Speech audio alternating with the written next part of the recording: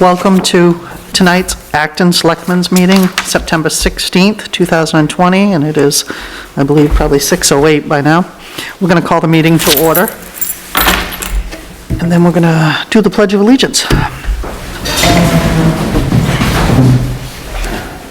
Pledge allegiance to the flag of the United States of America and to the republic for which it stands, one nation, under God, indivisible, with liberty and justice for all.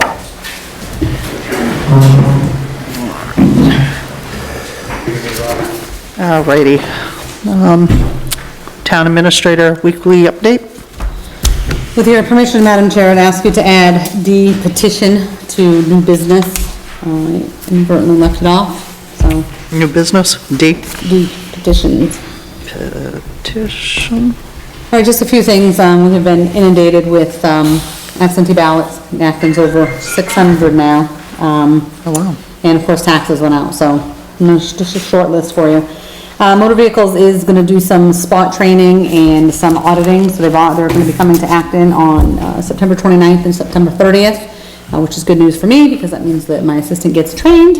And we're also going to have the authority to move up to next truck level. Currently, we can only register vehicles that have a GVW of 26,000 pounds. This is going to allow us to go up to 85,000. And we'll be able to do boosters and stuff. So you had to hit a certain criteria with the state and be an agent in a certain standing for so long before they'd let you. So what I need from you is permission to close the office on the 30th, the second day, from 12 to 4. Essentially on the 29th, he'll be with just Kayla in the other room doing the basic training. And then the second day, he'll train with her in the morning, but that afternoon when we do the truck training, she might as well sit in on it as well. Okay. That's 2 to 4 on the 30th? 12 to 4. 12 to 4. Is that okay? Yep, it's fine with me. On the 30th, right? On the 30th, 12 to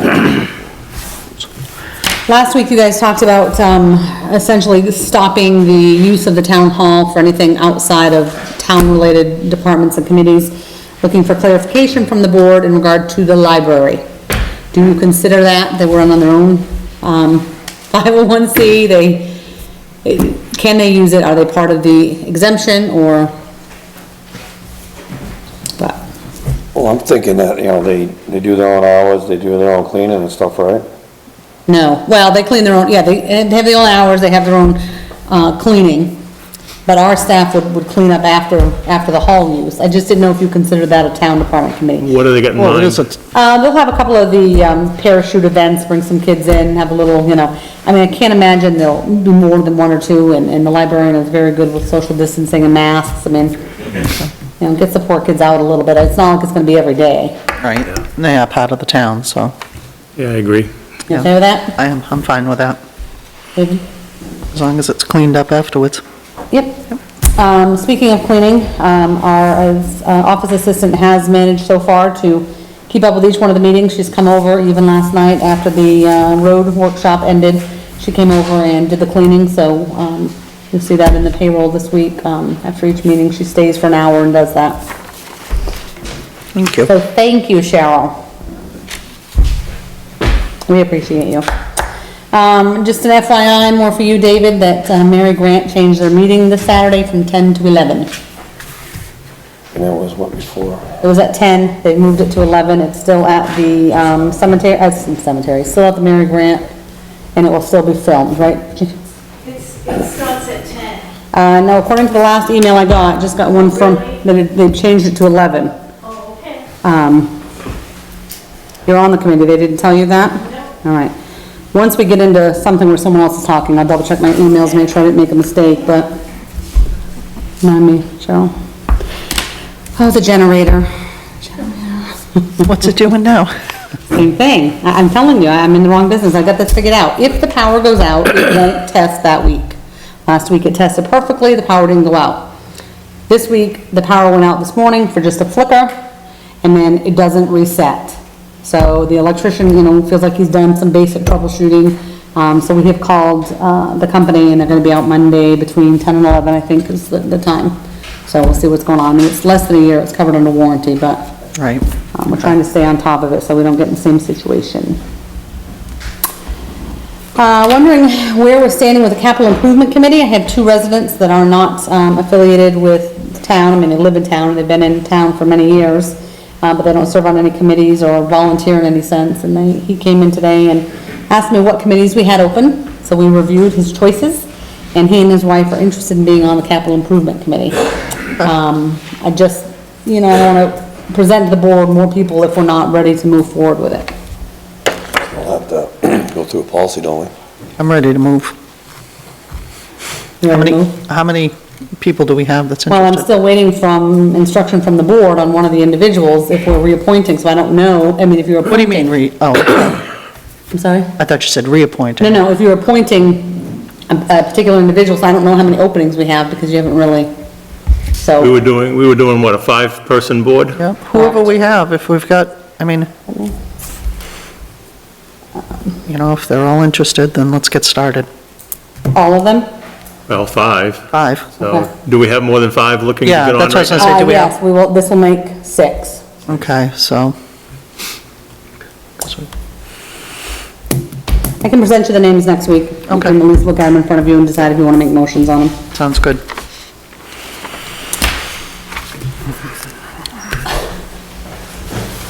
I'm looking for the board's permission to have yet another conversation. This time it'll involve our deputy with an individual in town, without mentioning any names, to review the do's and don'ts and what's allowed and not allowed in the building, and threats and the statements that aren't allowed, in the building.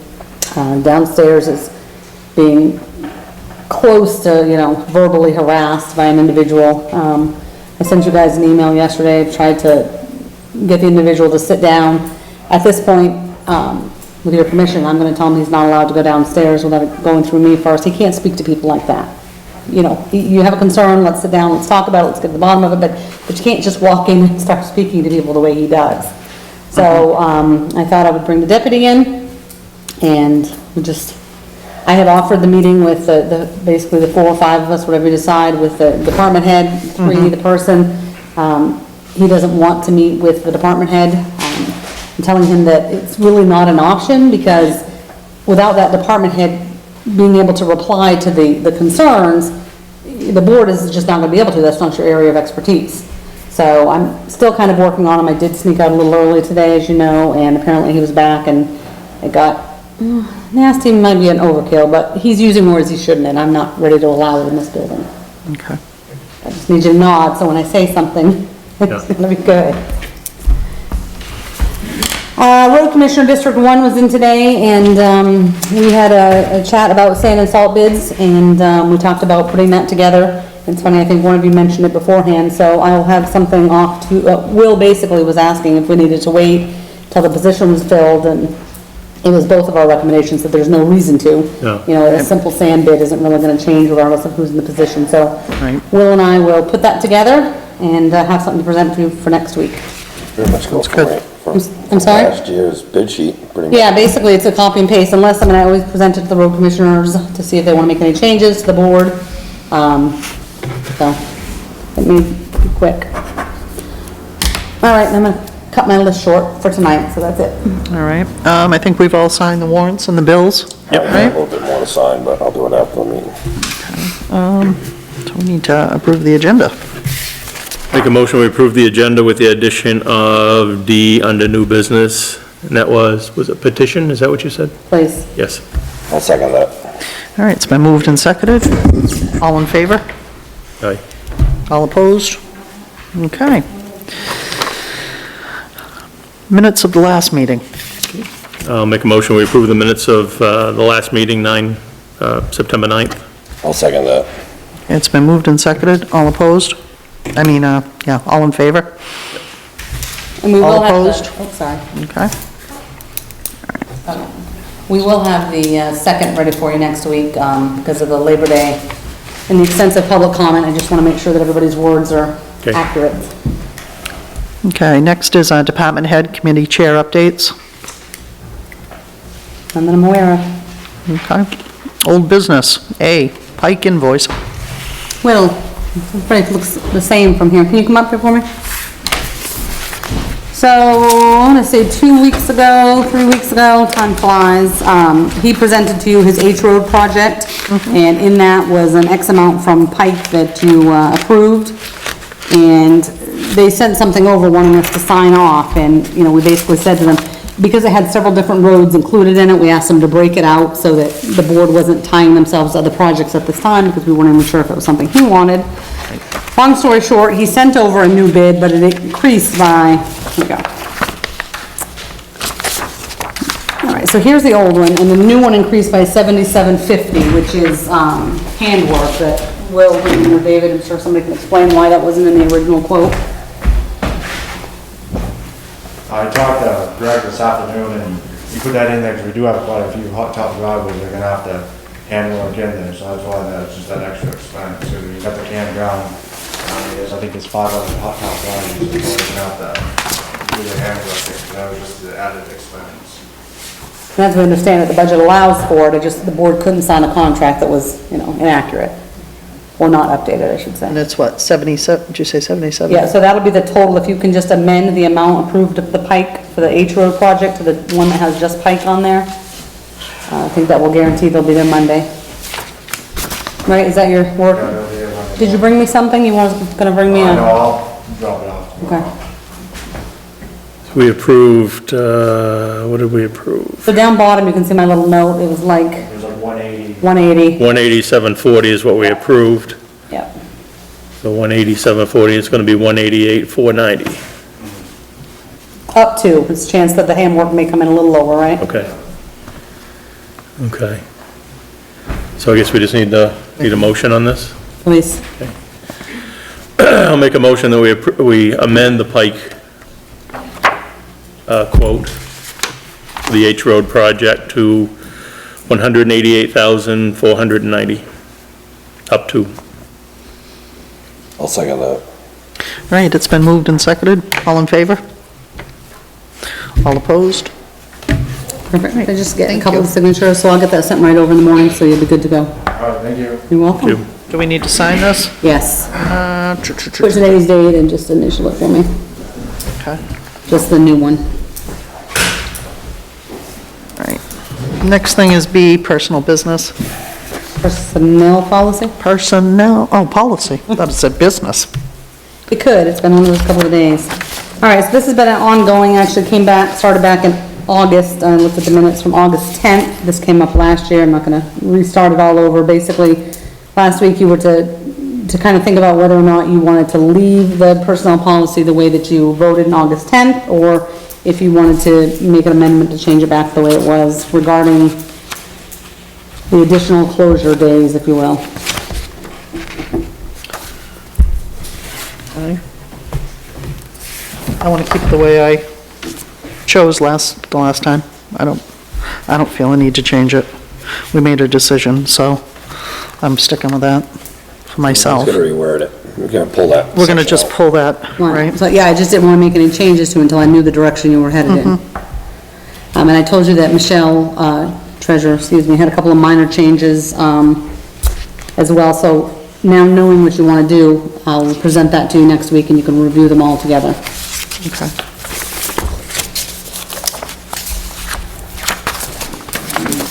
All right. So, Let me just get that Pike thing. yep. Do I need to do both of them? No, so this one is, yeah, this one's junk. Oh, okay. All right, that one's done. All righty. Yep.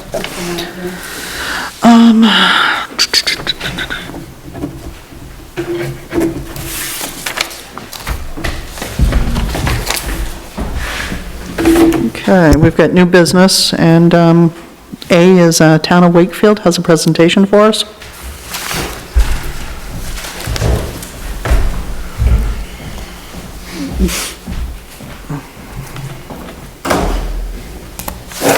Okay, hi everybody, my name is Charlie Edwards, I'm Town Selectman for the Town of Wakefield.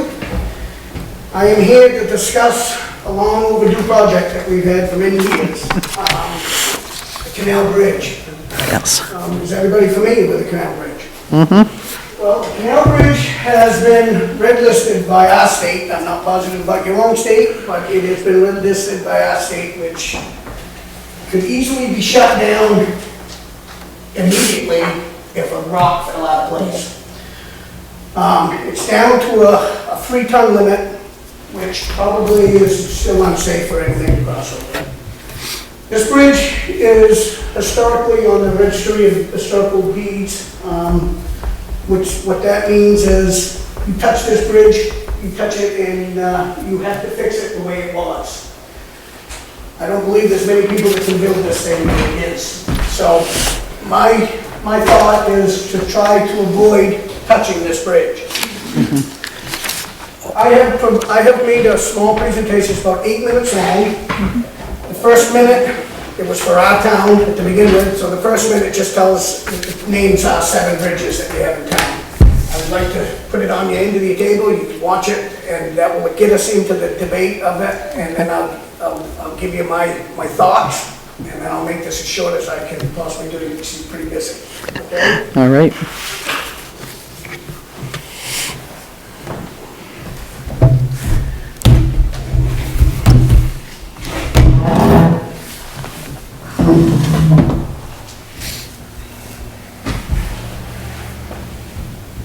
Like I said, the first minute is gonna just tell you, our bridges, all of them. And, but it'll go right into, I'm not connected to the internet, of course. What does that mean? Jennifer can help you with that one.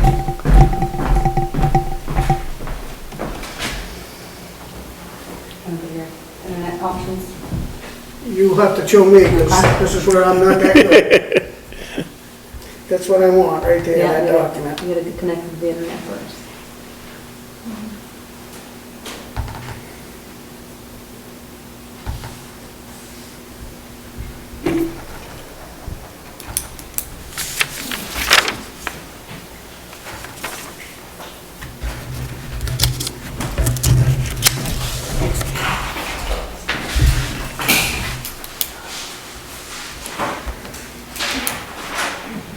I'll hand this to you just while she's doing that for me. What we did was, as a town, our prior administration was, let me say it nicely, they like to bring in the big people. So they hired HEB Engineering Company, which a lot of us do in this area. And they're a very glamorous company. So we hired them to do an analysis on all the bridges, and this was one that they did analysis on. And they've done and this is a picture of it, it shows you what we've done and how big it is and what they propose for recommendations. Now, they propose that we go to the state and apply for these grants. Well, if you knew me, I'm not a grant lover, because I believe that grants come with strings, and strings you don't want. So, I had the DOT in my office and brought them in to discuss how much money the state has. Now, the state says they got all kinds of money, that they're going to give this money in 2026 that you can apply for. Well, that means that at this minute, if this bridge costs you $1 million, you have to put the $1 million up and then apply for this grant, and then in 26, you're apt to get 80%. Sounds good? But the state doesn't have any money. I don't know about your state, but I know my state doesn't have any money. So I asked them point blank. I had the big shots in my office, and at the end of our conversation, I told them to don't fill me full of baloney. Tell me the truth. We can't wait. He said they didn't have any money. So you're probably not going to get any money. Once you involve the state, what happens when you involve the state? Things triple. Your money's being from $1 million goes to $3 million. I don't like that. I don't know about you, but I don't like to spend money that I don't believe any of us have. So what I did was, I told them that if we involve the state, you have to do what the state tells you to do. Doesn't mean specifications, it means buying their stuff everything to do with their engineers. They're this, they're that, they're everything. So that means the level of money goes to here, and it should be here. So my thought was, you're gonna put up the money anyway, why not try to keep it local? Keep to the people that care about communities. So I called in another engineering firm. This is out of Portsmouth. They told me that we don't need to do all of these things that the state is requiring. They require, doesn't mean you don't follow the specs, just because you don't ask them for the problem to fix. We fix it. That will keep your costs down. The engineering part of this could be $100,000 just to have an engineered bridge for a 20-foot bridge. We're talking a little bridge. I called this engineering company in. They can do the same thing. They do a lot of this for the small communities. The local towns that are right around your area, you can probably get out of this for $15,000. So, what I did was, I called the bridge company in. Bridge company come in, they have engineers right on staff, they're just not a glomerate bridge company that build, let's say, the bridge that goes into Boston, those kinds of bridges. We're talking about a bridge that you can almost build yourself. So what I did was, is I called them in, and we got some numbers that will shock you.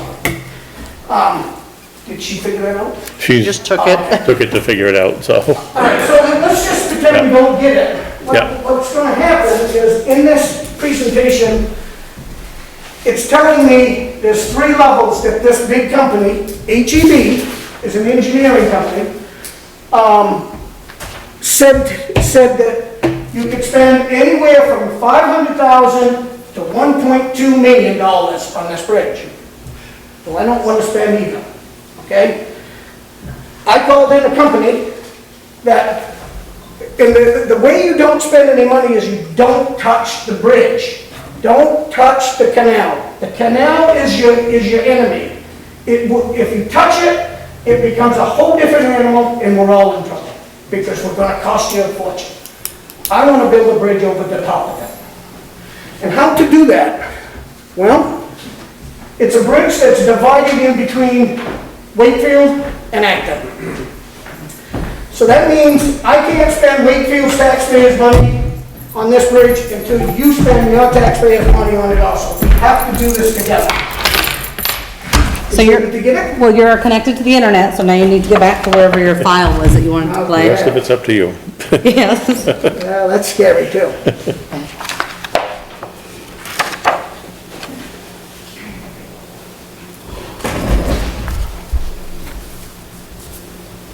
Still not connected, so we're gonna say hell with that. Well, I had you on the Town of Acton's homepage. I have to go back to the homepage? Well, no, but I pulled up the homepage so you could see you were connected. Are you? Is it something that you want to email to me, or do you have it, is it on your stick there? Or is that just a Bluetooth? Yeah, I'm telling you right now, I am not internet savvy, so I'm gonna throw it down the tubes and I'm gonna explain it. That's fine. What I got here is a draft. I'm gonna pass it out. This shows where it is. Thank you. And what I want to do is pretty simple. Is make 2 walls on each side of the bridge, approximately 10, 15, 20 feet away from the canal itself, okay? That takes a boring machine to come in, to bore down into there, just to give us the okay, that it's okay to drill down in there and drill a thing. And I want to make 2 pillars on both sides. I want to buy a bridge already precasted that can come on a crane, with a crane, off a truck, lift it up, sit down on there, never to touch that bridge again. It sounds very simple. I believe it is very simple. I don't know. This is not new to me, but this new technology is new.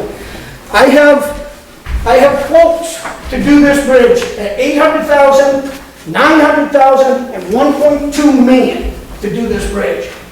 Well, that scares the hell out of me. I don't know about anybody else, but I went and did a lot of investigation, and I've got a quote to do this for $145,000. It meets every town spec, state spec, everything, it just we're not involving the state.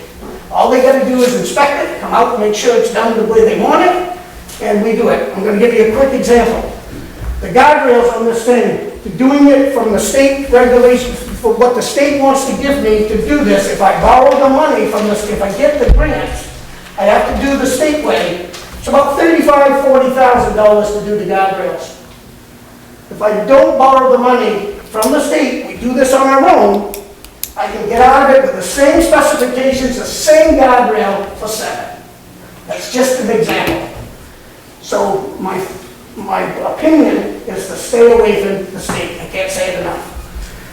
So what I want to do is bring a bridge in, set it on top. The beauty of this is it's not going to take 3 months to do. It's a 2-week project. That means the road will be shut down for 2 weeks, and then you'll have it again. If we do it by state grant and all this other stuff, you're going to be shut down for half a summer. What I'd like to do is, and like I said, this is just a preliminary thing. There's nothing by it. All I want to know is where do you guys want to go with it? I can tell you, here's the, you want to hand this down? Sure. This is what I'm proposing.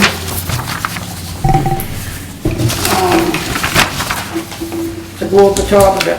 Now, the kicker, which we all know there's always a kicker. They need approaches on both sides. We have an approach on Wakefield side, and Acton will have an approach on your side. Unfortunately, the Acton side approach is slightly bigger than our side, because you've got one other road to deal with, which is, I believe it's BC Point Road. That's the canal, the boat launch road. I don't believe there's anything there, so if I've had my DPW give me analysis of what he thought it would cost if it was ours, and we're thinking between $25,000 and $50,000, that you could do your approach, tar it, put the sand, dirt, whatever you need to make your ramp. We have the same, roughly. So if it was $50,000 a piece, you're talking $100,000 plus $145,000 for the bridge. Divide that in half, 145 at 72,000 and pennies. Yep. $72,500 for each of us, and then you handle your own approach, which I think it would cost you as a town $25,000 to $50,000 to buy all the materials such as that. So the total project would be roughly $250,000, let's say, give or take. That's a far cry from 1.2 million. 1.2 million comes from, if this bridge gets shut down and it gets detoured, it becomes a temporary bridge. If you want it to be able to do it, that's where it becomes expensive. You put a temporary one in, then you take it out and do another one. Who wants to do that? Not me. I want to fix it. If we fix it the way the state wants us to borrow money, not borrow money, but ask for grants, get the 80% and who knows when, it's going to cost you between 800 to 1.2. If we do it ourselves, it's going to cost us $72,000 a piece, plus give or take for the approaches on both sides. To me, it's a no-brainer. We don't involve the state, we don't involve anybody, we do it ourselves. Now, as a town selectman, I've done a lot of research on this, and I am willing to run the project as a get the bridge done. I won't come in and tell you people how to do your approach. That's what you have your own DPWs for. But I'm surely willing to put my effort in. I've already done all the legwork, and I've already spent a lot of money for analysis. But we're going to have to shut it down. And that's a 9-mile detour for anybody that lives over there or wants to go to Wakefield, or us wants to come to Acton. We got to go 109, and that's the way it works. So I'm I'm here to find out where you think you'd like to go with it. If you'd like to talk more about it, I can answer any questions. I don't know if I spoke very good. I had this all prepared. How soon do you want to get started? We won't get started this year. Okay. Okay. All right. Do you run on a fiscal year or a calendar year in Wakefield? I don't know. When is your town meeting? March. So you run on a calendar? I think Calendar year. that if we plan now, I don't think anybody's gonna come and shut us down unless something happens over there. I mean, as you all know, trucks go across that bridge every day, and I get it. You know, I'm a contractor myself, and I work on VZ Point a lot, and it's just the way it works. But I just think, as a team, we can do this and save the taxpayer money. That's my job. I think that's your job. Yep. You know, but I can't do this alone. Right. I surely can run it by myself. Yep. What's the weight limit gonna be on the new bridge? If I was to guess, it's gonna be any truck. Okay. It's rated for that. Whether the state wants to make that, I mean, it all gets inspected by the state. Everything's watched by the state, the engineers are all state. The engineers, what comes with, this is M.A. Bean Associates is the one that gave me the best quote. What comes with that is, you get the engineering for free, okay, because it's incorporated into the cost of the bridge. And we're going to get the card that needs to be filled out to take this off the red list. And that's important, because that's all it's about. We gotta get it off the red list, because if it stays on there, they're gonna shut it off. It's just not, I mean, I can't stop it, you can't stop it, it's the state. I don't know if it's New Hampshire or if it's me, to be honest with you. But all these things come incorporated into it. This guy has done many bridges for the smaller communities. These people understand that we don't have a lot of money. I don't think you have a lot of money. I want to do this not for cheap cost because I'm cutting corners. I just know you don't need to spend $1 million on a 20-foot bridge. It just doesn't seem logical to me. So you're looking at about a 20-foot span? the bridge says here, the engineers came up and they, right now it's a 10-foot span, but it's barely over the pillars. Right. I need to get out here so we don't touch that. If Yeah, you this wanna get bridge over, falls, yeah. we're all in trouble. Yeah. Right. Because the Historical Society, and I don't know if it's on our side to put this on that deed thing, but once it touched that, you can't touch this. There's an act of God to be able to touch that. Wasn't it Pam Well, I that don't kinda- wanna touch it. was it We can go Pam? over it. That kind of got it? Judge did it. Pam, I was gonna say, she's the one that did it, yeah. But we can go over the bridge. We don't have to touch it. There'll Right. never, ever be another ounce of weight on that canal. Right. Once I get over the Get top. over it, yep. And this all comes on a truck, lifted off, set down onto these pillars, and you're done. It'll come into 2 phases. It can be, I could pour it there and do it myself, but as the concrete dries, it will lighten up as it goes. The only time there's ever weight on it is if we poured it in place and it's wet. As it dries through the day, it lightens up and everything is suspended. I like the idea of buying it. It's a little easier set in. That's how this guy here has proposed it, to do it that way, and I'm okay with that. We as a town are ready. Okay. We're willing to jump and move. It's not gonna happen this year. It'll happen in the spring. That's the only bad part. I would figure a 10% increase because it's been, before Right. this pandemic, I've been trying to get here for quite some time and now we're able to talk. Okay. I wouldn't be surprised if there's a 10% increase because I know in the construction field, myself, the things have gone skyrocket. Right. So at 145, it might be 155 or 160, but we're still talking pennies compared to what it could cost you if they red list us and shut it down on you. So I'll entertain any questions. Okay, so I'm you not said sure about if a I did a good job, but- about a 20-foot span, and that's gonna be 2-lane bridge? It'll be it'll be no different than it is. Okay. It'll just be, it'll be able to withhold Yep. trucks. Yep. Right now, the truth is trucks shouldn't be going across it. Right. No. Right. Yes, it's got a 310 limit, but if somebody came out and looked at it again, they'd probably shut it down. So I'm, Okay. as a- How high above the existing bridge is this bridge gonna set, do you know? it's gonna set basically right where it is, right on Yep, it. but as far as above it though, because it can't touch it, so there's gonna be a space between the new bridge and, No. No, it's gonna be- It's gonna be right in the same place as this slab. yeah, We're gonna take the slab out. They'll remove that chunk oh, okay, and not touch the canal. So, yes, that bridge will sit right on there, but it's supported Right. on both sides. right, okay. Here, so it's one platform Yep. without putting any weight on there at all. So Okay. it's just the thickness of the concrete that will stick up. And if, I can't Okay. answer the truth on that, but That's if I was fine. So to you- guess, yeah. it would be at least a foot thick. Yeah. Okay. Yeah, I mean, that's information we'd need to know as far as getting Oh, I'll get you, us, I'll get you the whole. our approach and I'll get you whatnot, the so. whole, Okay, I'll get you good. this whole thing. Yeah. This will tell you everything. That'd be great.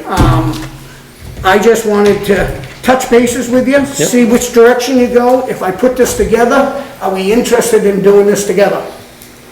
I think it's the only way to do it, because Yeah.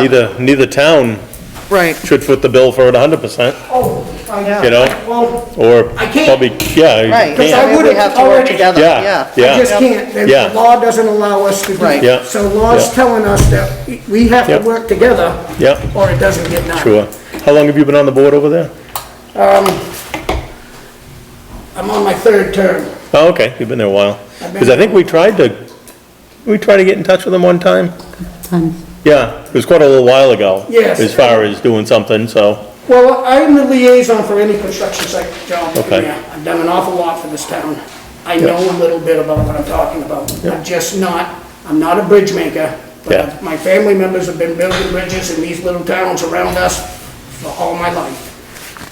So I'm not a connoisseur of it, but I can tell you right now, I can get stuff done. And I just need some participation.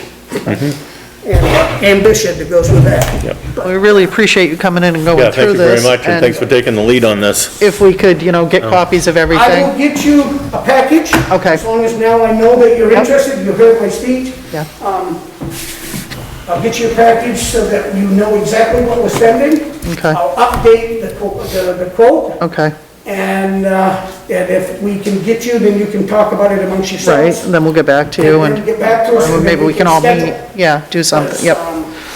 Like I said, if a rock falls out of place, they're gonna shut it down. Right. And that's the threat that I'm getting. So I'm trying to jump on it as soon as I can. Okay, Okay? thank you. you very much. Thank you.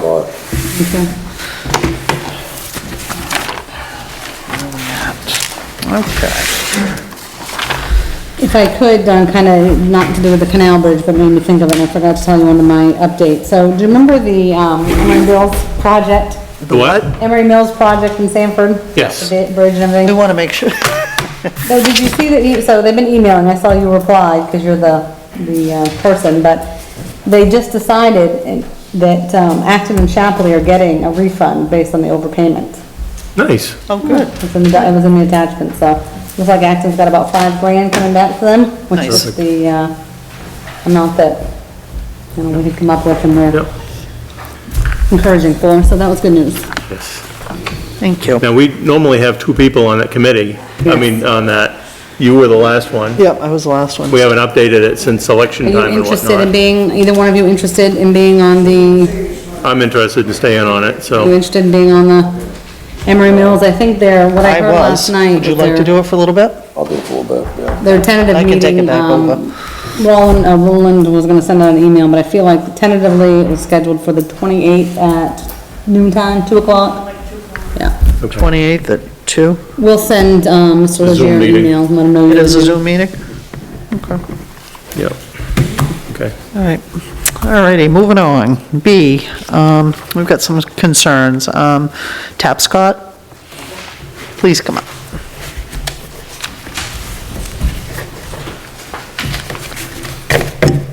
Hi, I'm Nathan Tapscott. I live on East Shore Drive in Acton, and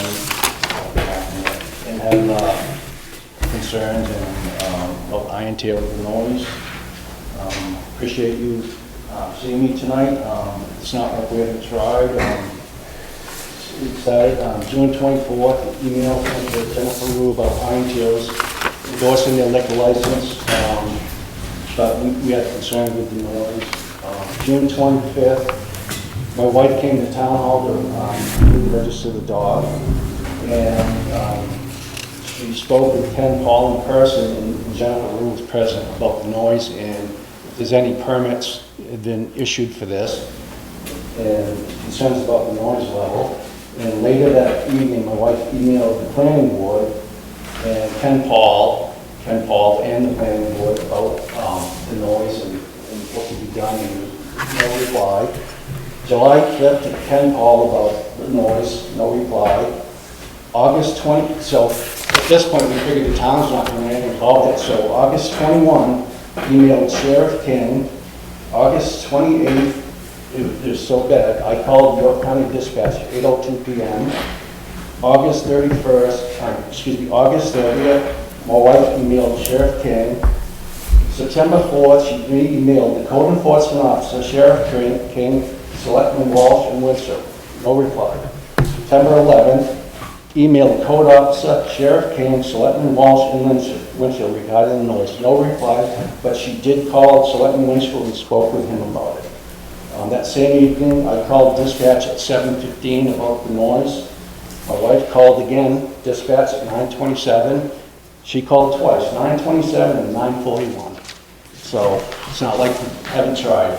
This is a copy of all the emails. Thank you. So now I have just a brief statement.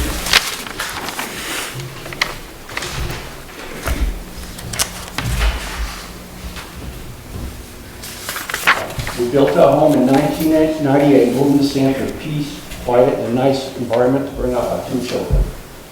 When we moved here, the building at Iron Tails was used for apple storage. Then it was a hardware store with gas pumps. Then Big Daddy's, which was a restaurant that had bands sometimes, but always inside.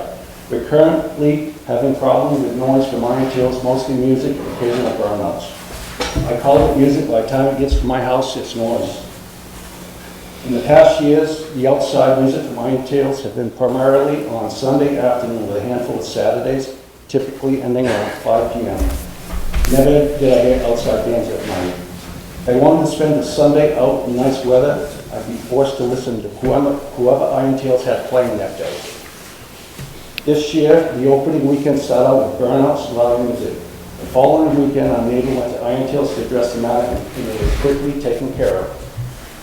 Prior to the public meeting for the liquor license, my wife sent an email with our concerns. It stated no burnouts, keep the music level down, and no bands in the evening. As the weeks went on, there were outside bands primarily Saturday and Sunday afternoon. Then it started on Friday nights. It was pretty quiet at first, but the bands were more frequent and louder. At this point, now the outside bands are every Friday night along with Saturday and Sunday. They have also had bands on holidays and the entire bike week. Iron Tails is in a commercial zone, which, as far as I can tell, their use is food facilities offering food and beverages prepared on premises, sit down. I would say the live entertainment is accessory use. I do not see anything about live entertainment. The noise from Iron Tails should stay on the property and not spill onto residential zones. The problem with outside entertainment that it must comply with the noise ordinance where it affects many other people. The town of Acton ordinance has a section called Good Neighbor Design Standards. It is section 5.11, and 5.11.3 deals with noise. 5.11.3A's findings and purpose, it states, it is recognized that people have a right to and should be ensured an environment free from excessive noise that may jeopardize their health, safety, or welfare, or degrade the quality of their life. This section is enacted to protect, preserve, promote the health, safety, welfare, and the quality of life through the reduction, control, and prevention of excessive noise. The definition of loud and unreasonable noise is intensity of which exceeds the standard and set forth section 5.11.1.c.1.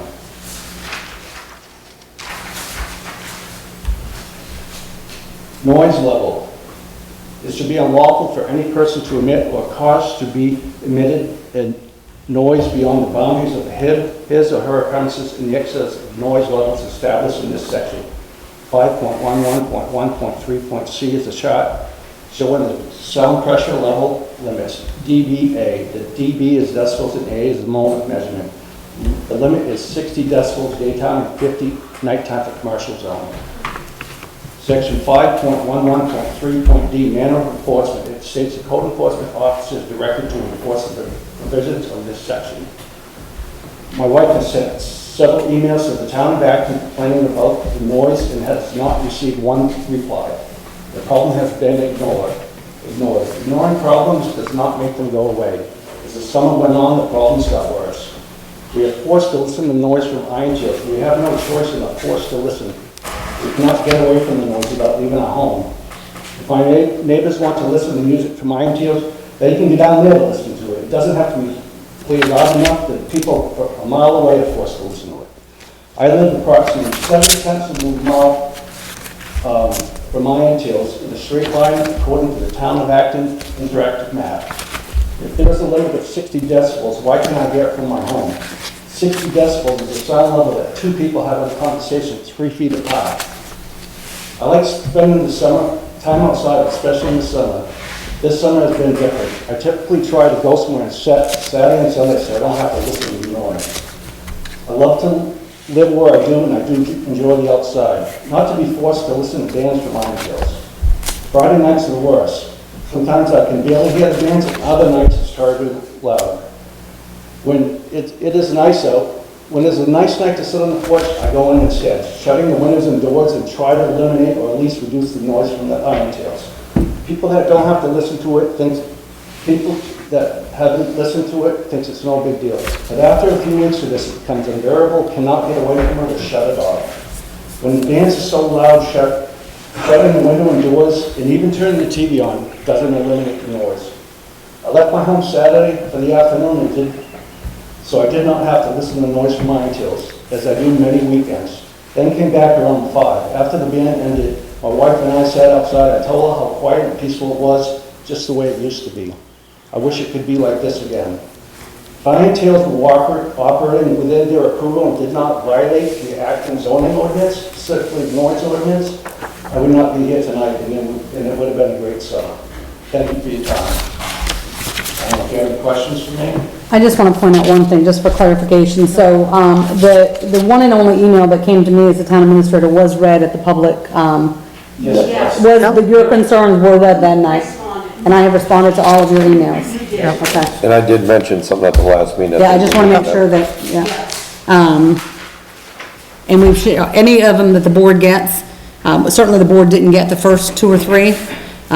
But if you get them, you're good about forwarding it to me, I forwarded them to Mr. Martinez. Yep. I think that the board is gonna need some time to look into it, but I Right. think that it's important to say, to some extent, because of COVID, he's not in a direct violation that the code enforcement officer isn't aware of or isn't allowing something. So I just wanna put that out there until we can sort it out. This isn't all one-sided. He's been given permission to some extent, because during COVID, we don't wanna see any business Because shut it's down. COVID, he doesn't have to have bands, he doesn't have to have loud bands. Sometimes there's bands, and we barely hear them, and then we don't hear them. And sometimes they're so loud, you can have a 1, 2, 3-person band and not have to have Hear it. everybody from a mile around listen to it. Right. I just don't want it to be a complete that he's intentionally doing this, because I believe that Right. he's had conversations, but the board needs to gather all that information with everybody and. Yes. The first email you sent to Dave and I don't know why you didn't email Kim Yeah. with it as well, but, Well, only because, I don't know if she still does, but Kim's daughter works here, she used to work there, so. okay. Well, it's a whole board, so, that email I'm calling with Kim. okay, no, it's Yeah, okay. well- That Yeah. email, when I got it, I did forward that email directly to Jennifer. And So we Jennifer could forwarded start it the. to Yeah. Mr. Martinez, Mr. So- Martinez gave a response back to the board. Yeah, and I apologize for not emailing you back, but it's been working internally, Right. so, You shouldn't be allowed to violate the noise ordinance. I've been watching, since then, I've been interested in town, I've been watching all the selectmen's meetings, planning board meetings, and I watched the dog rescue place go up for approval, and people were concerned about the noise, and Ken stood up there and told them they're subject to They cannot exceed the 60 decibel limit for a dog Yeah. rescue place, and we've been putting up with this all summer. Okay. Well, we will look into it. We will definitely, We're working on it, okay? So how many weeks do you want, 1 or 2 weeks before we put it back on the agenda so that he can come back?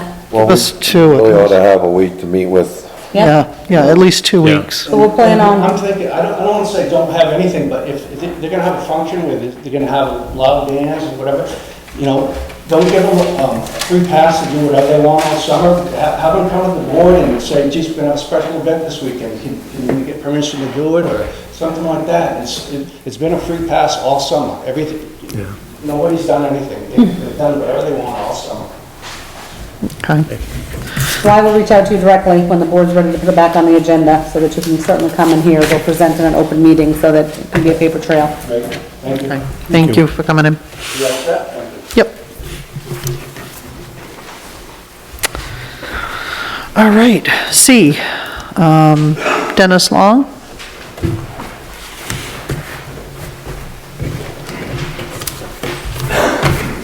Hi, my name is Dennis Long.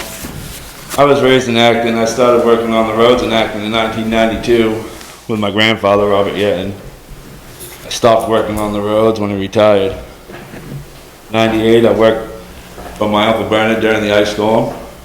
He called me up. I was actually living in Wells with my wife. They didn't lose power in Wells, really. We did here for 2 weeks. I worked for the town of Shapley in 2009 and 2010 for David Winchell Sr. 2009, I started working for DW Excavation, and I also worked for the town of Acton until 2018. I'm currently working for DW Excavation. I've worked on road projects in Acton, Shapley, Sanford. I've done everything from catch basins to coal patching. I have many years' experience plowing town roads and private ways. In 2018, I applied for the road commissioner position. I underwent the application process. In the end, I lost out to Mr. Letourneau. I was told I didn't have enough computer skills. The town, up to 2 months ago, hadn't used the same computer program that you said I was not capable of doing. Even though I was never asked about my computer skills, right? Fast forward a little while here to 2020, August 10th, Joe Letourneau passed away. The road commissioner job came available again. I'm pretty sure I was the only applicant, right? Because they threw out all the applications, right? And we know why. They can't answer that. It's a Well, I know. personnel issue. But I can, is because I didn't have a CDL. Even though I had my permit in 2012, I told Jen that I would go get my CDL. I don't see the need to have a CDL. The town does not own a CDL truck. I don't know if you guys are planning on buying one, but that's for later on in the year. Nowhere in the road commission ordinance does it say that the road commissioner has to have a CDL license.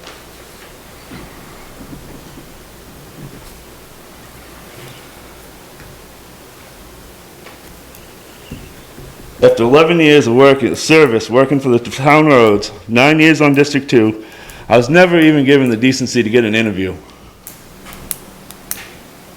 If the selectmen would have given me the opportunity to explain myself, they would have heard my 9-month plan for winter and spring cleanup.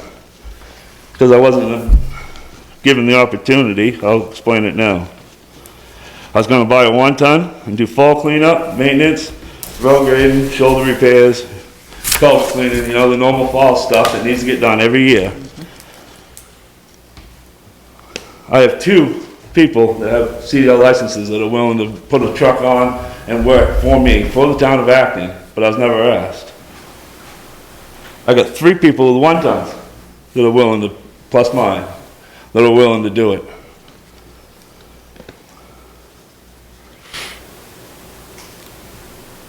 I mean, I wouldn't have bought $100,000 worth of equipment for a 9-month job that there's nothing saying that I'm gonna have anything after that. I am obviously gonna would have subcontracted it all out to local contractors first, then I would have found other people if I needed something that I did not own. there's lots of trucks that you can use that do not require a CDL, right? Scott used one for 2 years probably, that International, right? I mean, there's other ways to do it. Should have asked. So, I'm just gonna interrupt you for just 1 second, because I just wanna make sure before you get too further, you're aware of the board's, by you disclosing all of this information in a public meeting, and you choosing to do that, that's gonna give the Board of Selectmen the right to disclose their thoughts as well. Again, anybody can hear anything anybody's gonna say. I mean, on the there- big board, and anybody can say what And they I- want. okay, I give you and- guys the opportunity, if that's what you Okay, wanna do. and when I Go called ahead. you, so let's go back to that. So, just to catch everybody up, this is how the process worked. The Board of Selectmen met, and they put together a road commissioner opening. Every time the Board of Selectmen changed, the openings changed. I've hired 5 different assistants in the last 10 years. Every one of those job duties are different. As times change, things change. This board, as a whole, 3-0, decided that they wanted their road commissioner to have a CDL. That was their Yeah, decision. but what's the purpose? But let me just finish so we can get to where, that was their decision, okay? You gotta be able to type 85 words a minute, not for this job, but for another job. That's their right to put that in there. So they advertised it with that. They don't have to interview people that don't qualify for the job, but I want you to tell these people, when I called you, what did I say specifically? The Board of Selectmen encourage you to get the permit process started back immediately and reapply. But. with Did I COVID say that? You did. Okay. But with the COVID, the way it is, it takes you 7 hours to get a driver's license. But This listen, isn't, you gotta put stuff in the mail. The board You gotta wanted wait on you- the state of Maine, which is not an easy thing to do. Which we understand that. and We just want we were you trying to help you to by get saying started. to you, let's get the process started. And I told you I was willing to do that. I know, so that's why when you sent an email that you wanted to be on the agenda, I said, let's just come in and talk about it, because you're not you're not off the list. You know what I mean? It's not, you know what I I mean? just wanted the townspeople to know my qualifications and that I have tried to go for this job. And there's nothing I wrong don't with feel that. that I've gotten a fair run at it. Well, we can't discuss the last 2 candidates, how one application was to another, that can't be discussed. But this one, the board very clearly chose, and that's their right, and you can ask any attorney to say they want them to have I'm a not saying CD. it's legal. I'm not saying it's illegal. Okay. I'm saying it is not But Denny- right to put stipulations on something that has no relevance to the job. You should have asked me to get a pilot's license. It's the same relevant. There's nothing that says that the road commissioner has to plow for the It's town of Acton in a it's something CDL that truck. they can choose to add, and, I mean, I thought The that it road was, commissioner is a foreman. It's not an everyday guy. There's many a road But commissioner. what if that everyday guy has to get into one of those vehicles to drive I mean, it? at the end of the What if day- somebody's out? There's no Well- reason. Well, but there could be, right? I mean, that's why, Buying that truck though, Ken. I mean, that was my What if- reasoning, is what if something happens, we've got a huge snowstorm and one of your guys, sick. whatever, is sick or That something? CDL. One of your leased trucks, okay, one of the guys that's gonna come in and do the plowing with a CDL truck, say he gets sick, okay? Whether he's sick for 5 hours or whether he's sick for 5 days, we want the road commissioner to be able to Like, jump in. hop into that truck with Last year- a license to be able to drive that truck. 2 years ago, when Dave Langley did this end of town, at that time, he had 1 truck. So if I had 2 trucks lined up and 1 called out, I would still have 1 truck plus other trucks to pick it up. Well, I mean, we were just trying to explain why we did the Yeah. CDL. It has nothing to do with you, it has to do with, we were Well, just, it just you know, feels like it does. and it should have, Dennis. absolutely nothing to do with you. We had That's no how I feel. idea you were gonna even apply for this job this time around. It had- I didn't either. Okay, so it's all irrelevant, Right. so, Take it the way that you and Yeah. I left the phone conversation. The Yeah. board meant what they said when I said to you, start the process. Yes, get that reapply. application Even- back You know what I in. mean? Even if your next application says, since my last, I've done this and this, I mean, I can help you get CDL appointments and get you moved on the list. We Okay. tried to help you Right. behind the scenes and not turn it into this, but at the end of the day, it would have looked worse for the board to interview people that don't meet the criteria. So what was the purpose of us meeting, typing this up, paying to run it, if we weren't gonna follow it? Yeah, but people get hired for jobs all the time when they don't fit 100% of the criteria. But that's the As time board's is going choice. on, stuff's not getting done. The shoulders are washed out up on Buzzell Road. The shoulders are washed out on the Harper Road. And that's That why- could easily be a major issue, and you guys keep putting it off more and more and No. more. You were the very first person I called. I encouraged you to call DOT, call Department of Motor Vehicles the very next day, Denny, is the conversation we had. And the board encouraged you to do that, and they know it's short-lived, that's why they only posted it for 2 weeks. But Jen, you told him he had 2 All weeks. right, don't speak for me. I did not tell him on the phone that he had to get his CDL in 2 weeks, Mr. Long. I did not. I'm done. Okay, I never, that was not said. And Mr. Walsh was present when I had that conversation with your husband. Yep. Alrighty. Okay, I guess we're gonna move on to public comments. Anybody you got- have any? Petition under D we added. I'm on the wrong one. Petition. Number D, petition. Sorry. There we go, let's get the right one. Thank you. Okay, what do we got here? All right, so this one gets a little interesting because there's a few things going on with it. And I do have some legal advice, so I can read it word for word in the, so essentially, the circulator of this, Mr. Jeff Donahue, turned this into me on September 10th. It is a petition that, very importantly, the words say, to the municipal officers of the town of Acton, in accordance with 30A MRSA 2522, we, the undersigned voters registered in the town of Acton, request the municipal officers place the following article before the voters for the town. And not to go back, but this is another example. He came to me when he dropped these in on the 10th and said, I'd like to go ahead and put this on the secret ballot in November, which references 2528. You can't do that. The voters signed this believing that it's gonna be 2522. The statutes are different. You can't tell people one thing and then change it. I sent the email over to Maine Municipal with a copy of it and asked them, said, you know, because of COVID, because that was the reasoning, in the beginning, he had every intention of wanting it to be at a 2522 is an open town meeting where we all get together and raise our hands. 2528 forces a secret ballot election so that in November, you would come and get a ballot with this question. But when the voters signed this, they signed it whether they knew what 2522 was or not, they signed it thinking and believing and agreeing with it going on the ballot that way. Unfortunately, the circulator does not have the authority to just change that, okay? So, now we're into COVID and we're into open town meetings. What legal is saying is that you have the authority as a board of selectmen to put any question on any warrant at any time pursuant to 2522 or 2528. You can take this, and it has nothing to do with the signatures. I mean, you would use the signatures as far as, you know, maybe supporting whether or not you think the town really wants us on there, and certainly, I haven't certified them yet, but there's a lot of them. You have the authority to do that, but he can't change the method now that it's been turned in. Okay. So, and the law says, and for some reason my computer's just not acting up. It can, you have to deal with it within 60 days. You can either wait and put it off to next June, or it is your call to put it on the secret ballot referendum. He did request that you put it on the November ballot. We would just need to, double check the law and count backwards very quickly, because you have to do an order to the municipal clerk. It's either 45 or 60 days, and then we gotta be teetering on that, so I'd have to check that. So, I guess before I put a whole lot of, you know, work into it, what are your thoughts on it? We have to have a public hearing on this as well? If it, based on 2522, you wouldn't have to, because the open town meeting would serve as the public Okay. hearing. Okay, all right, good. But if you did it through a secret ballot, yes, you'd have to have it, and we would recommend that you do it via Zoom. And if we put this on the ballot and it goes through,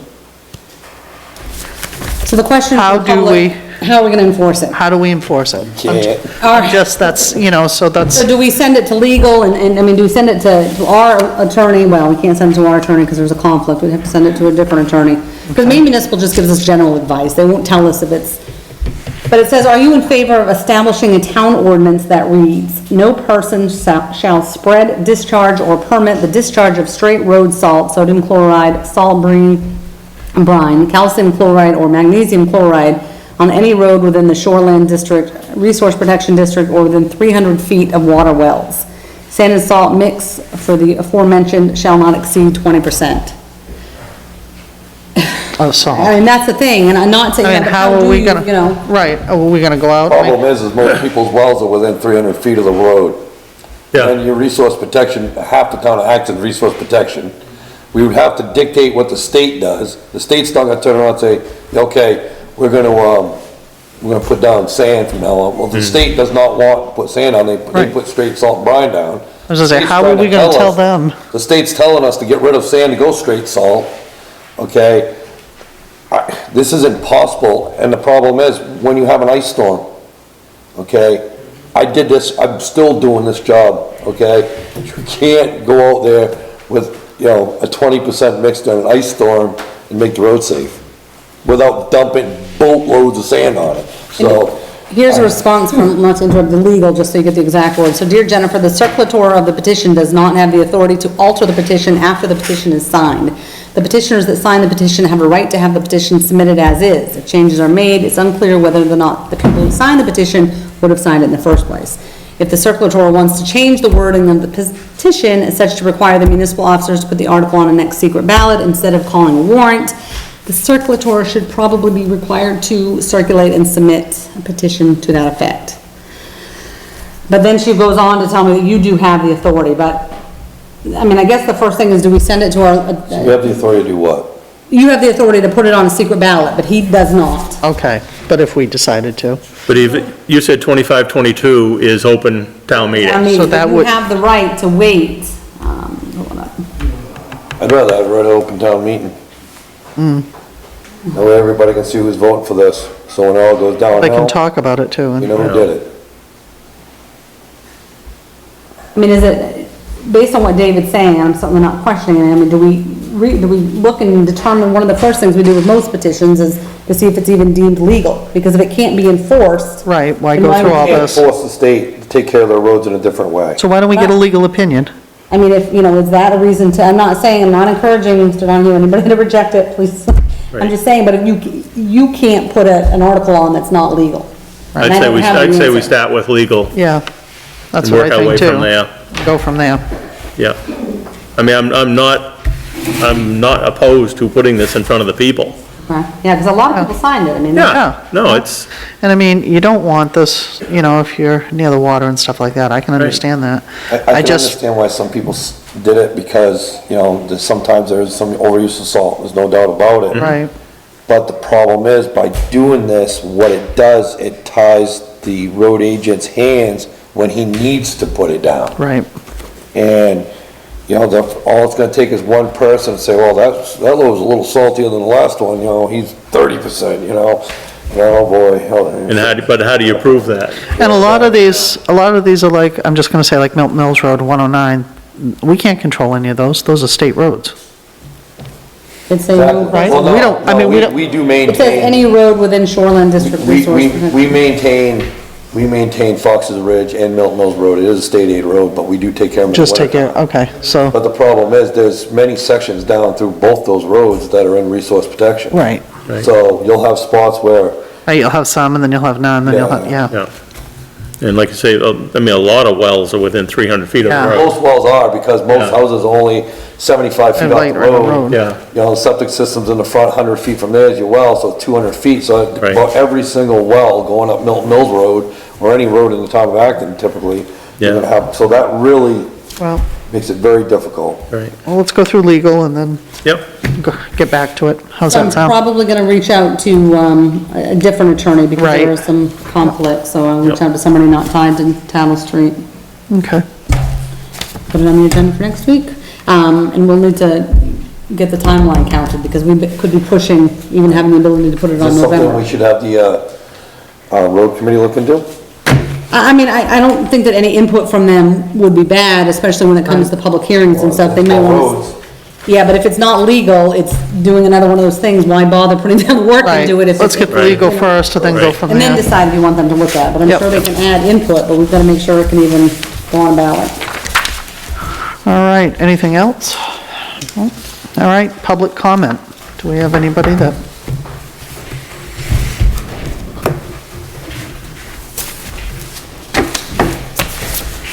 Some people don't like it because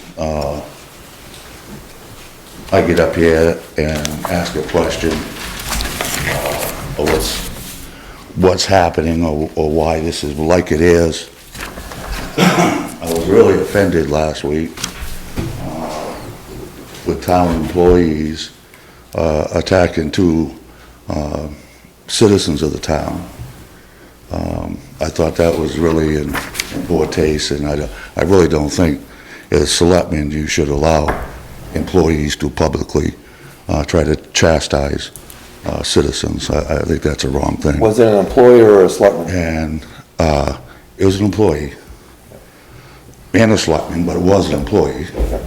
And even the selectman's an employee because we're paying you. You work for us. The other thing is, and this has happened an awful lot in the last year, I don't know if anybody that's running this town understands the meaning of an ordinance. An ordinance is law. The selectmen don't have the authority to alter that ordinance. Only the townspeople can.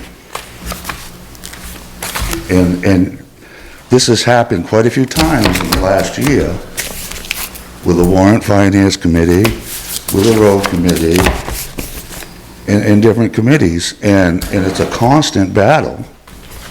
And this is why I get up and I say things, because what is happening is just totally wrong.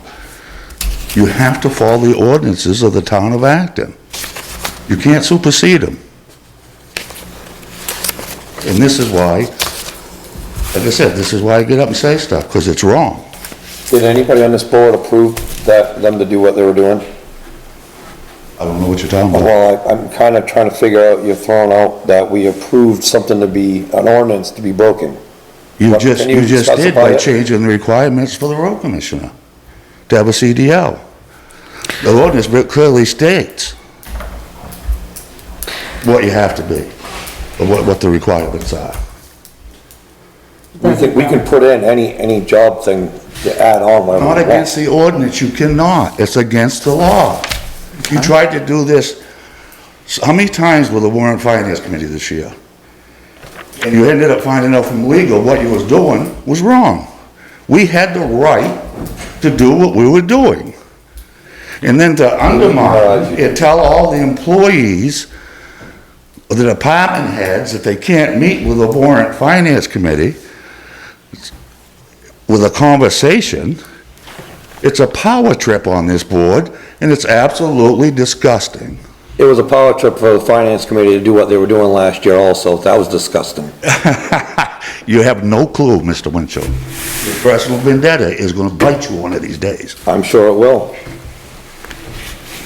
Are you looking that up? Yeah, so just for clarity, I'm looking at the Yep. road commissioner ordinance. So, I mean, it's adopted pursuant to a particular statute, but nowhere in it does it say, you know, some of the things that we know are law, you know, that you've gotta be 18 years of age, you've gotta be a resident of the state. Some of the things that we know are law about the road commissioner those aren't in here either. So, I know we've gone through this before, I back mean, there's before. nothing, but the qualifications of the road commissioner are not listed in here. Okay. Unless it's one of these statutes, but if the board so wishes, I can look into it. Is that the Please. direction of the board? It doesn't give any difference between appointed or elected, does it?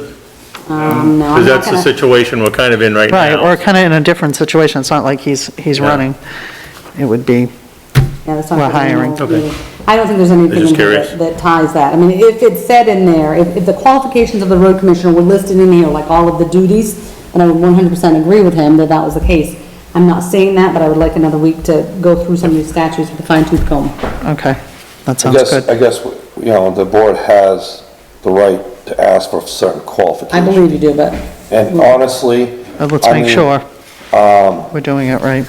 myself, I would encourage Mr. Long to reapply, okay? I would do that, and, I have to refrain from any decisions, I have to make sure I let everybody know that. But, at the end of the day, everybody deserves an interview, and I believe what we did last week was, because of the situation, we felt we ought to go back out, we were not discarding the application, it never was discarded, but we decided that we had to do it 2 more weeks because of lack of stuff on the application. Obviously, I can't get in details, but I hope he does reapply, and I don't believe we're breaking any laws. We can ask to put stuff on, to hire people if we need be, but we also, as a select board, can also make considerations for stuff to be done in a later date. There's other ways of doing things, nothing's set in stone, but we'll see what happens in another week or 2. All right. Any other public comments? Anybody else have something to say?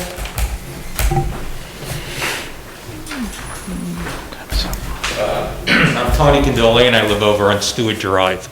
I've been a property owner in Acton since '85. First thing, I want to compliment Jennifer on updating the Facebook page about putting down that the Wakefield presentation was today.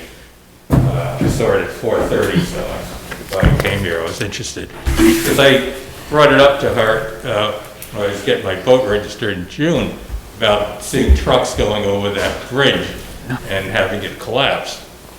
The other thing I brought up, talking roads, to get to Stewart Drive, which is on Great East Lake, I go past the Red Schoolhouse on Buzzell Road.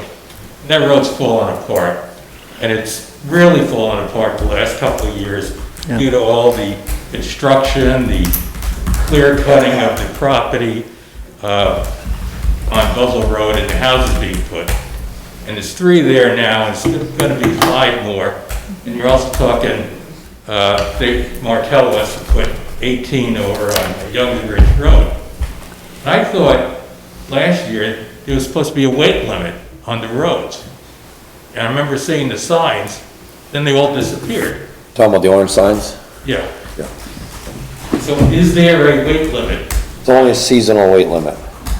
That weight limit, seasonal. What is season, summer or winter? No, Spring. it's spring. So what ends up happening is usually end of February, Oh, because of when the frost comes out of the ground, those are temporary weight limits.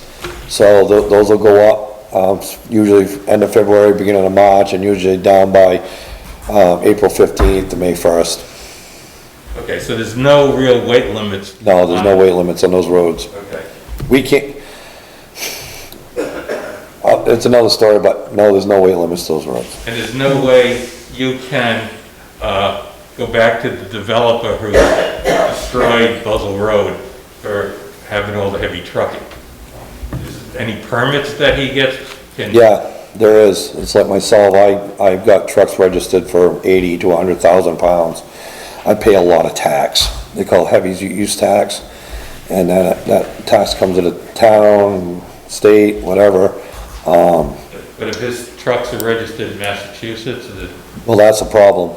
You know, that's, the only problem with that is we don't get any tax money from it, but there's nothing saying we can stop them. So you gotta portion plates.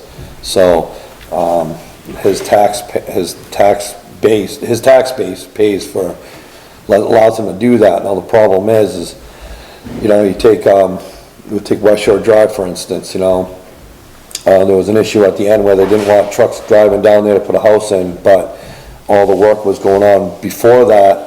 Who destroyed the road, you know, prove it. Now, the logging trucks, when I was road commissioner, my worst enemy was a logging truck.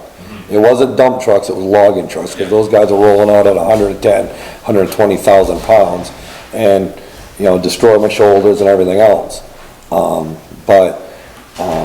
No, you know, we really can't charge them. There was one thing that the town of Acton can do, and I'm working down in Saco right now. I'm working Saco, Scarborough, we're working all over the place, and one thing that I had to do when I was doing work on a house lot, I had to put a small bond up I had to put a small bond for any damage that I did to the road.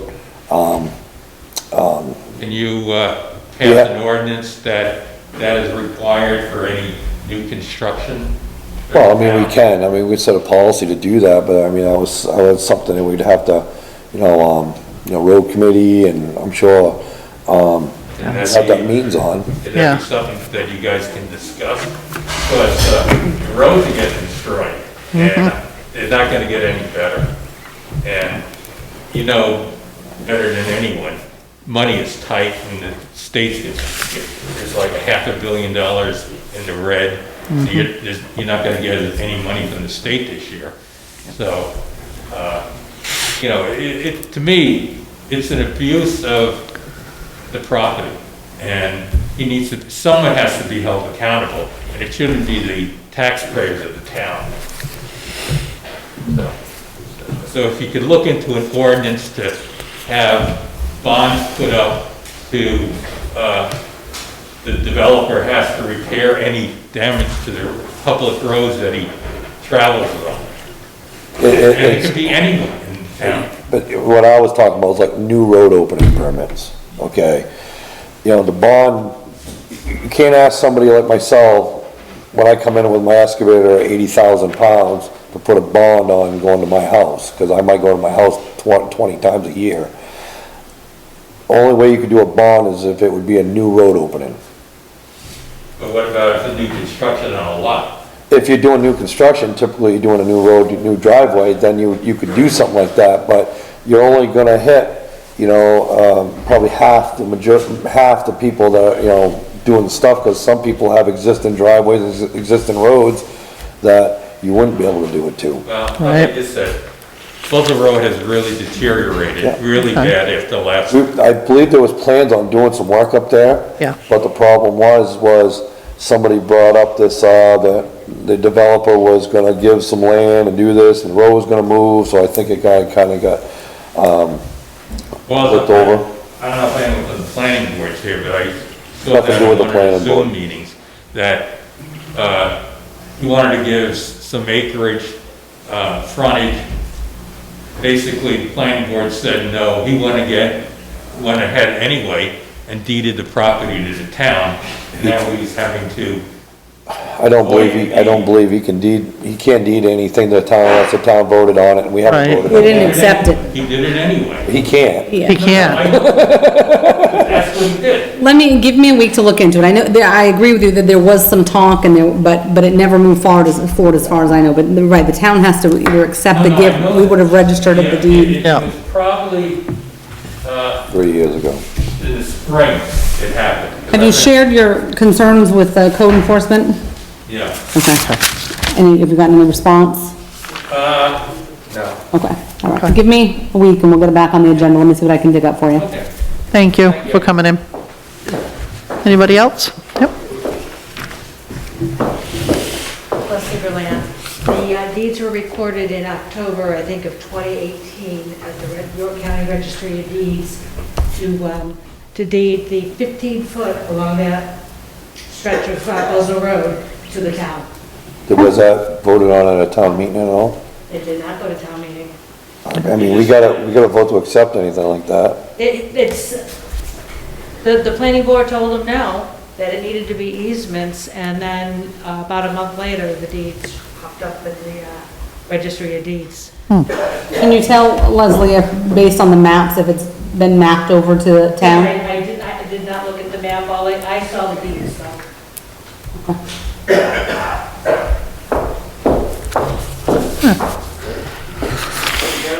Any, Yes, you're set, all set. anybody else? Yep. Yes, Peter, he's been, Come on up.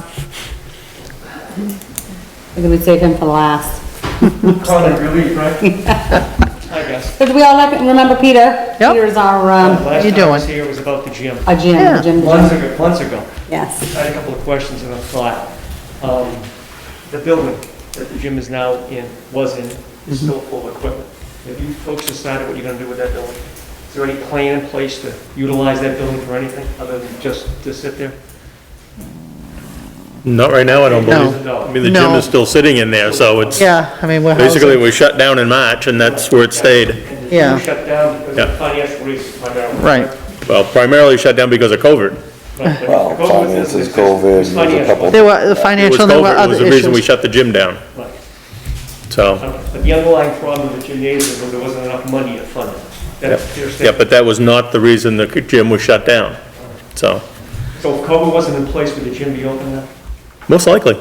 As long as we were getting, Yeah, as long as we had money, I mean, At the time we shut it down, there was money enough to keep us rolling till town meeting. yeah. right, Right. you know, we're trying to get to, And at that point, we hadn't made a decision whether or not we were gonna shut it down or not, but then COVID hit, and then, Gotcha. All right.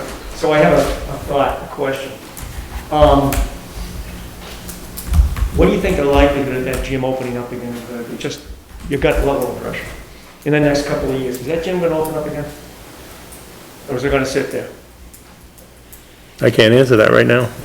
I don't, I mean, my main concern is on the covert side, Gotcha. okay?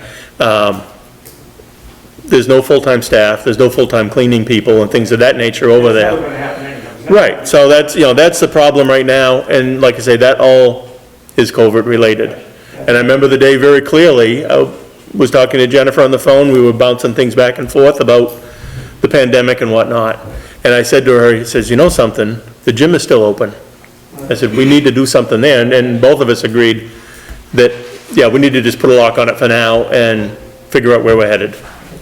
My guts told me when following this for the last year, the town of Akron really doesn't want to be in the gym business anyhow.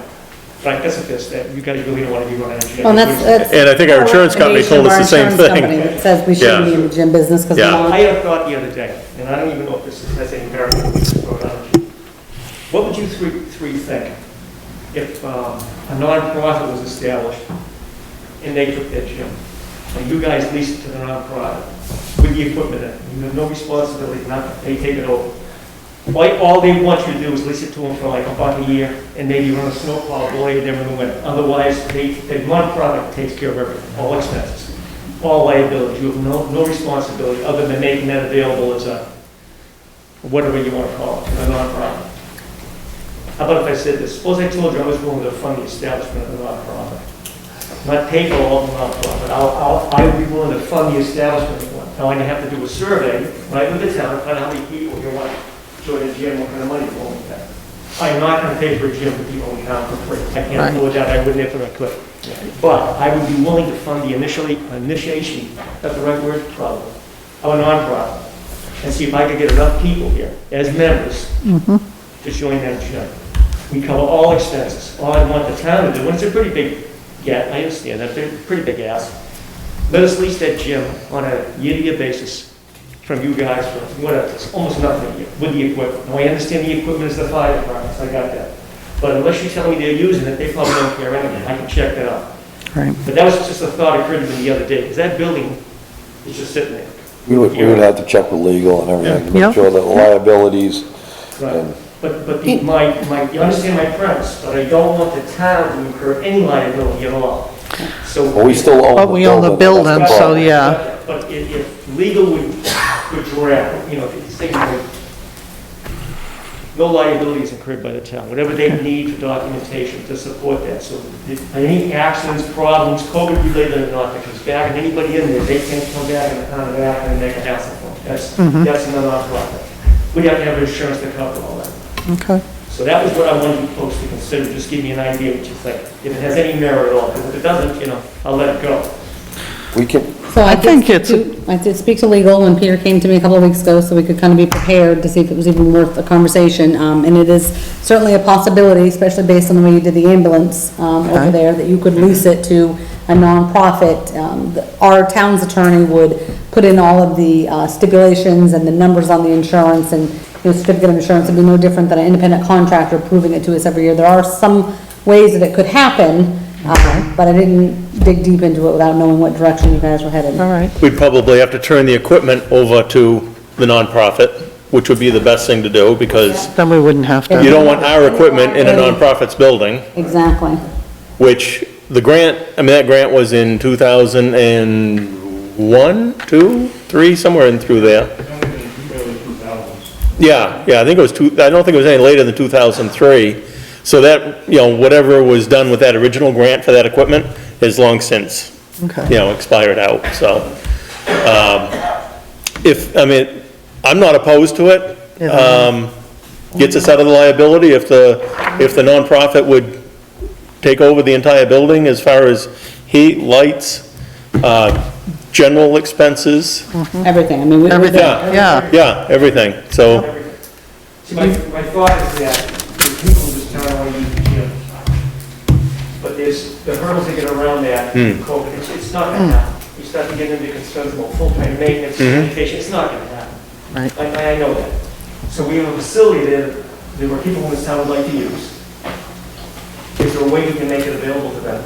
It takes the town off the hook for any kind of liability. That was really what my motivation was. So the nonprofit was the first thing that occurred to me, that might be the way to do it.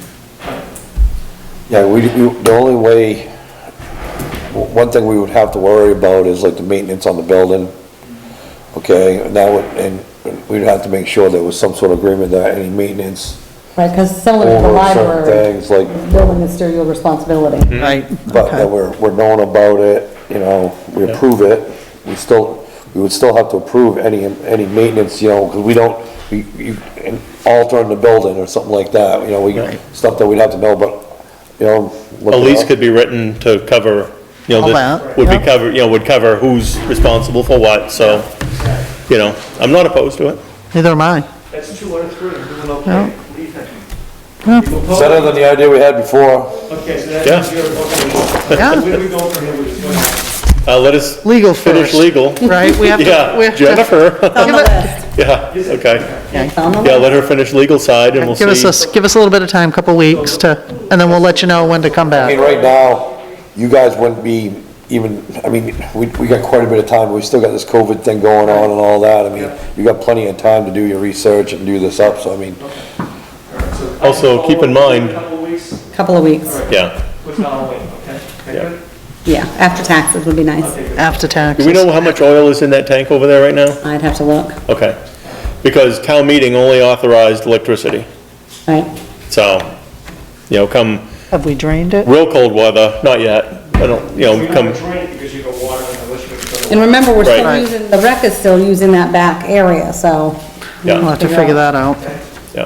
So, Okay. couple weeks, we'll all be all set till then. Thank you. Great idea.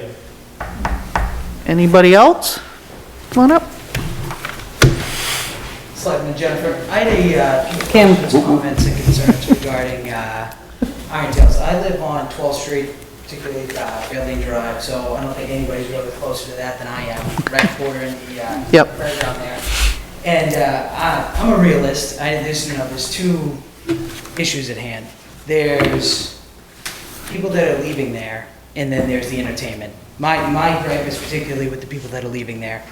And more specifically, I guess I'll preface this with a question. I was coming home from work one day, and I see a sign right in front of my road from the York County Sheriff's Department telling me to watch out for motorcyclists. So I don't know I don't know if you guys know who did that, if it was something, it was the owner that asked for that, or if it was the Sheriff's Department that decided to come up with that, I don't know. The state road, so they put it on, there. Yeah. They have those marquees and they move all over the place. Yeah. On 109? You talking about the one on 109? Yeah, right on 109. Yep. Yeah, they move them all the time and put different things on there. It's just a courtesy to, It's courtesy to them, the motorcyclists? yeah, I guess you could No, say that.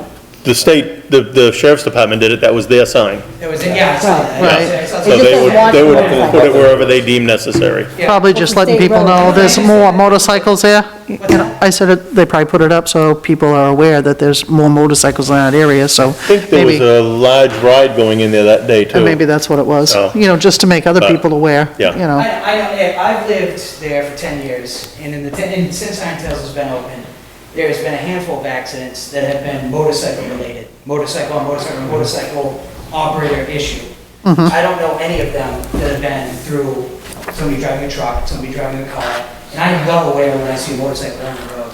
So when I'm trying to put my 1-year-old to sleep, when I'm trying to go to bed myself, and I hear them ripping and leaving, and then I come home and I see a sign telling me to watch out for them, that's a slap in the face to me, personally. And it's upsetting that nothing's happening with the noise ordinance. I haven't contacted any of you guys, so, there's no, but I have contacted the sheriff's department, and nothing's happened. Nothing's happened multiple times. I've been told, yep, well, they have a benefit, and everybody knows what happened in the beginning of the springtime. All the burnouts right on 109, it's pretty apparent, it's pretty obvious. And I understand what's going on. Everybody's handling COVID in their own certain way. You know, everybody, springtime came, everybody got excited, everybody goes out. You know, it is what it is. I can appreciate that. I haven't. I'm still taking this very seriously. I have a son at home. I have a wife at home. So when I hear that the code enforcement officer has allowed such and such for Iron Tails to operate outside, it doesn't mean anything. It really doesn't, because we're all here, everybody has a mask on, everybody's staying 6 feet apart. I don't see that when I pass Iron Tails. I see everybody drinking, I see everybody partying, I see everybody 1 foot away from each other. So not only do I have to deal with the noise, I have to deal with, not 4 or 5 days ago, I'm in my bedroom trying to sleep, and I can clearly hear them singing a Creed song. I have to deal with, you know, COVID being an issue, I have to deal with everybody. It's just, I don't understand, nothing's happening. Nothing's happening. I don't know if this is just like been a free ticket for them this summer. And I'm not getting any answers from anybody. Now, you guys can shed some light on this, or what's going on? Well, we talked about it a little bit earlier, and we're working on trying to shed some light on it right now, you know. So, another week or two, hopefully we will have some answers. And in all fairness to the board, I mean, short of the one email that we got haven't. from Mrs. Scott that the board saw, we've been following protocol and sending them where we believe. The sheriff's department doesn't notify us when they get Yeah. complaints No, from you. no. So we would, you know, I mean, we don't have any idea that's happening. Yeah. I know when the burnouts happened, that was a big concern. We Mr. addressed Martinez. And he took Right. care of that. He came in, he He came changed in. all that. Yeah. Yeah, no, and I can appreciate that, I can appreciate You know, that. But so- my tax dollars go to pay the sheriff. I'm sorry? My tax dollars go to pay the sheriff, right? And all he's doing is parking in the front of Iron Tails and nothing's happening, then I just can't. I mean, I know he's a busy guy, I know he's covering 2 towns. I went to high school with him. Yeah. I've known him my whole life, Yeah. I know the guy. But he was, He I'm wasn't lost here what, before, but. yeah, Deputy Shaw, but I missed what you said, the paving. Did you say something about paving? No, paying. He's paying. Oh, His paying. taxes are paying for the sheriff to do Oh, I his see what you're job, and he's saying, not yes. doing his You're right, and job. David and I had that conversation about the deputy, because we have a local deputy, they can be enforcing these ordinances as well. And we do have the local deputy to enforce our local ordinances now, we never did before, but because Right. we hire him out the way we do, it can be enforced. I think probably what has to be done, he can't enforce something he doesn't know. He probably doesn't know what the ordinance is. So, So we're gonna do this, we're gonna meet with Mr. Martinez, we're certainly gonna meet with code enforcement, we'll bring in our deputy, we'll have a conversation with the owner and give us, you know, a little chance to address it now that it's come forward in the Right. public. Yeah, no, absolutely. I Because know- that's- we're just kinda getting this, so. Whether it gets shut, I don't want, you know, there's a win-win scenario for everybody. Right. There honestly is, and, you know, and there's that human, you know, factor in it with, you know, it's a bar. I get it, you know, people leave here, but, you know, I live there. I live half a mile away. So it's just, you know, it's something I gotta look out for the safety of my wife, my son, you know, my neighbors. So, thank you. And that one we'll put on for the 30th, because that will take me a little time to put some stuff together. Should say the 30th? Okay. That's what my goal is. That doesn't All right. change. You want me to go up there and say the same thing, Jen? Get bored if you want to answer. Been Acton resident for 7 years on Loop Road off of Milton Mills. I've had my fire alarms be set off from the smoke from the burnouts. I could be trying to be outside and have a peaceful conversation with my wife and my neighbors. Can't. They overrode my own radio because of their bands. I don't dare drive from my road after 5 o'clock because I'm afraid I'm gonna get hit. Something needs to be looked at. No resident should have to call the sheriff's department every weekend. And I mean no disrespect for my question, but have you spoken to anybody about it before tonight? Excuse me? I mean no disrespect for my question, but have you spoken to anybody before tonight about your concerns? As far as sheriff's department? Well, Iron Tails in general, a town Yes. official? Yeah, no time. Okay. I have spoken to you. I said, hey, Jen, sorry to bug you all as well. Right, How do I get a hold of the sheriff's department Yep. other than the normal number? right. And I used the normal number again. He called you? I called, no, I never got a call back. He never called you back? Okay. Okay. All right, we'll add this to the list, and like I said, we need to hear from Mr. Martinez as well, not necessarily tonight, but What road we do need you time to live on? gather it. Loop Road. Loop Road. Loop Road. Plowman Road. Yep. Okay, Perfect. all righty. Anybody else? All right, well, we'll go to announcements. Road Commissioner opening till 9 of 23. And then we have a public hearing, general assistance on 9:30. And that is, A couple other ones I forgot to put on there. There's a senior food box schedule going on at the church in Sanford. The census gentleman left for us, if we know anybody that, they've changed the numbers significantly as far as income. So if we know anybody, senior-wise, that might need some food baskets, okay, let me know. all righty. Well, gentlemen, I need a motion. Make a motion, we adjourn. Seconded. Okay, it's been moved and seconded. All in favor? All opposed? Good night, everybody. Thank you for coming.